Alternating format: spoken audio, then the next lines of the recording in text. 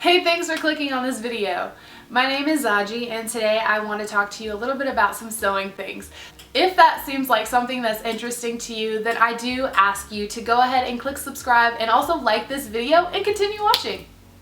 So, I did talk about in my last video that I wanted to make kind of like a plans video to talk about what I was going to be sewing up in July, but I'm a woman and my cycle came at the beginning of this month and I was very emotional. I think that after having a baby it just kind of makes things even more wacky and crazy. And so I was very stressed with a lot of things that was just going on with the things that I had committed to sewing already and the things that I wanted to sew up for my daughter, and the fact that July is the last month before our birthday month.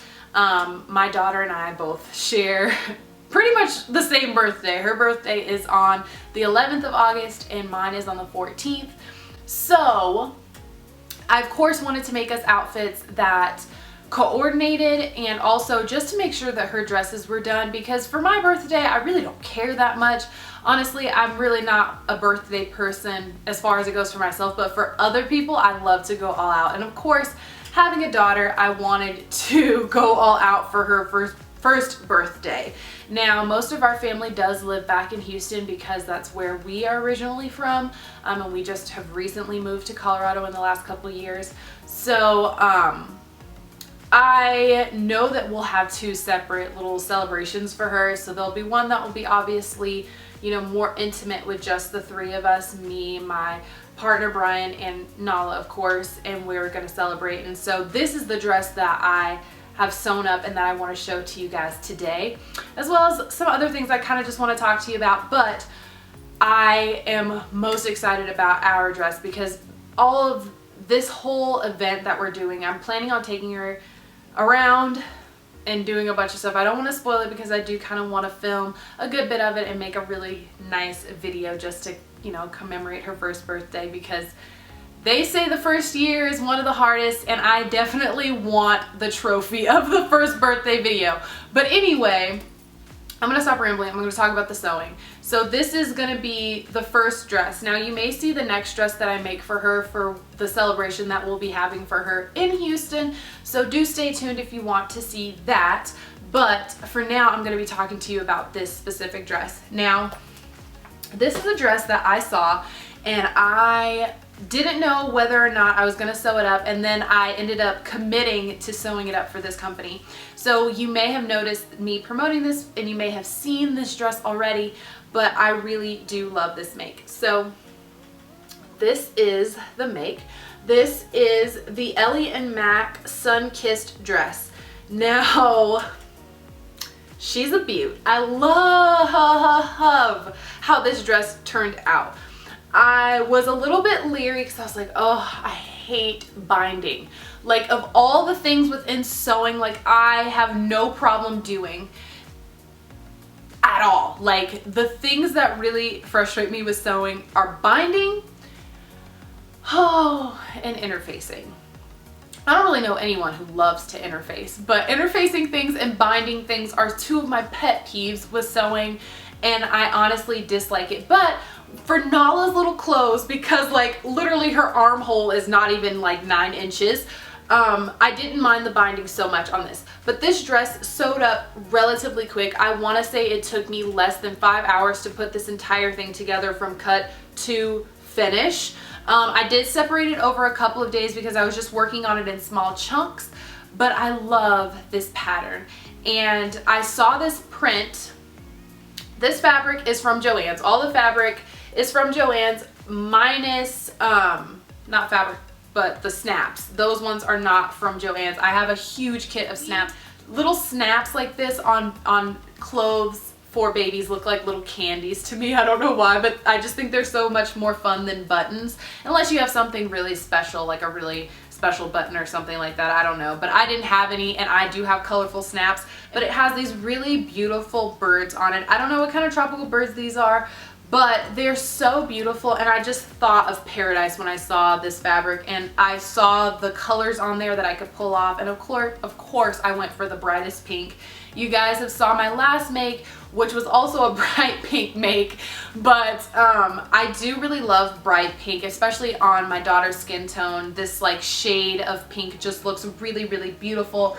I didn't make any adjustments, although because my daughter does wear cloth diapers, I do try to lengthen things just a little bit more because she got a little junk in the trunk with the absorbency that we do for her in those diapers sometimes. So I do add a little bit more for dresses that don't have like a little shorty part or something like that, just so that her dress isn't constantly like flipped up over her diaper, which just drives me nuts. So I made the skirt just a wee bit longer, but other than that, I sewed a straight 12 for this. The fabric that I used is from Joann's. This is a premium cotton, quilting cotton that I used for the dress just because, one, I think they were having a sale, and I probably only paid about $3 a yard for this fabric, and it is so gorgeous.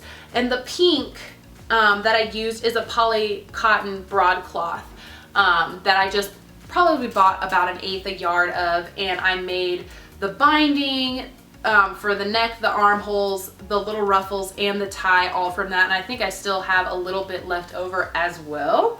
So really didn't take much fabric, really was an inexpensive dress. If I were to buy a dress like this for my daughter, I know that I would spend way more than $8, which I think is the total cost of this dress. It cost me about $8 to make, obviously not including the labor of me making the dress. So I love the fact that I was able to make a cute boutique style dress for my daughter, and I love the fit of this as well. When I tried it on her, I think that it has a really nice shape to it, and I really like that it looks like it's still comfortable on her belly when she's, you know, got it full of milk, which she's usually got a full belly of milk. So I want to say that this was really such a satisfying dress to make, and if you do make, you know, little nice dresses for, you know, maybe to go to dinner for your little girl, or maybe you want to do it as a special occasion dress as well, I think that this is such a really fun one, especially for summertime. I don't think that they have an option for sleeves, but I'm sure you could hack one on if you wanted to wear this later on in the year, or make it a piece that you could transition into later on into the year. But I don't think that she'll even be able to fit this after her birthday, because I tried it on her and I was like, oh, okay, let's see how this goes. And it is a really nice fit. I sewed up a size 12 month for her. Is it 12 to 18 months? Either 12 months or 12 to 18 months, one of those. I want to say it's 12 months though, because it does fit her relatively well.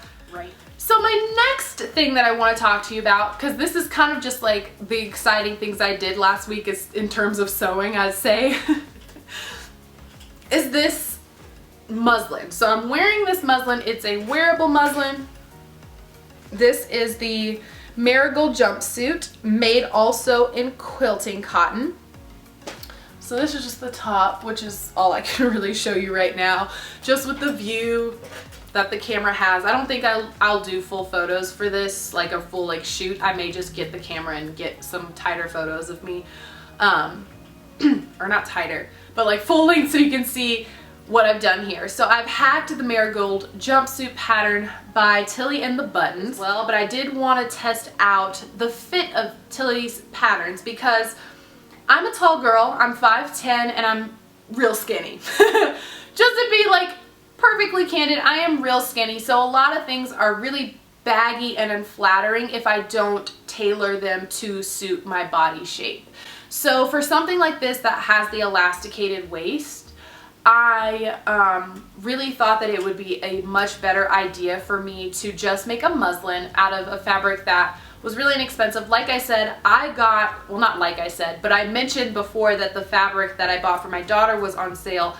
This fabric was also really inexpensive, and I believe I paid like $5 for 2 yards of this quilting cotton. Obviously, it's not a cotton lawn. It doesn't have a lot of drape. It is real thin. So I did line this with just some plain muslin fabric, just so that I had the modesty that I wanted, and so I wasn't trapped into wearing only, you know, super nude underwear. Like I did line this in muslin, so it is, one, thicker than I know the final version of this jumpsuit should be, and it is also a lot stiffer just because of the quality of the fabric. Everyone knows, you know, they suggest fabrics for a reason, and I knew going into it that this was going to fit just slightly different, but as far as the proportions, the space I had, the length of the bodice and all of that, I didn't think there would be too much difference because I am still going to be using a woven for the final. So I added 1 inch to the pants, and then I added, like, to the pants portion of the jumpsuit. Then I added another inch to the bodice of the jumpsuit. So the bodice, I think, is probably where I had the most alterations that I needed to make. So after sewing this up, I did notice that the bust darts are at a weird spot for me. Like the apex is here when the apex needs to be down here. So I do need to move this bust dart down. And I have noticed that a couple people have said that they need to make that adjustment as well. And I did notice that just the strap length, and it could be also just with the fabric that I've chosen, because the quilting cotton is more sturdy, it kind of just stands out, it doesn't just kind of sit, that's why I'm having more issues with my straps. But I did shorten these straps 1 inch. After making them, I did try it on, like, you know, put the straps in, how the instructions say, and then I did end up having to unpick and move the straps down about 1 inch, and I still feel like they're pretty roomy. I didn't put a zipper on this pattern because it is so loose here. I find that I don't have too much of a difference between my hips and my bust to where I can't just wiggle this on, and so I do just wiggle it on. I didn't put the zipper. That's partially because I do not have an invisible zipper right now. I have them, I just don't know where they're at. I lost them after I was making a bunch of wallets. So I put them somewhere and I don't know where I put them at, and honestly, I could still get this on, and so I just sewed it straight up the side seams. I didn't do any of that fussiness. I connected the facings. I connected the front and the back facing, and I also connected the front and the back bodice with a 5/8 seam allowance, and that is still perfectly fine for me. I could still get in and get out. I'm not uncomfortable, and it's totally fine. So I omitted the zipper altogether. I think that with a different fabric, though, I will go ahead and put the zipper just so that I don't have to be as ridiculous getting in and out of this thing. But, you know, it's not a huge inconvenience to not have that zipper. So I just went ahead and omitted it. And then I also took the pants to be shorts. So I think I left about a 5-inch inseam to the shorts of these. So in the future, after making all of those alterations, I think that I will try different straps. Just, oh, I look really naked. I think that I will try different straps just in general. I wonder if you could see all the clutter of sewing stuff behind me this whole time. Wow. I'm really happy with this. I did spend a good amount of time on this. This was really the only thing that I did sew this past week. I did get just a little bit burned out with sewing knits after, or what? Sewing wovens after making my daughter's dress. So I think that's all I'm going to talk about today. Those were the 2 things that I made last week that were really kind of the things I spent more time on, that I think were just a lot more things that I wanted to share about, and just kind of my process. Thank you so much for watching this video. I do appreciate you taking out your time to just talk with me about some sewing things. Let me know what it is that you're sewing up in the comment section down below, because I would love to get to know about your sewing projects. How are you as a sewer? Do you sew a bunch of things all at once? Are you somebody who really sits down and plans your makes? How often do you sew? Those are good questions. I don't know. Like, a lot of people take different time frames to do certain things, and obviously I'm blessed to be able to sew a lot all the time. But I want to know what your sewing looks like in your life. Just let's get chatting. Let's talk. I love talking about sewing. As you see, I babbled on for a pretty good amount of time. But anyway, until next time, bye-bye.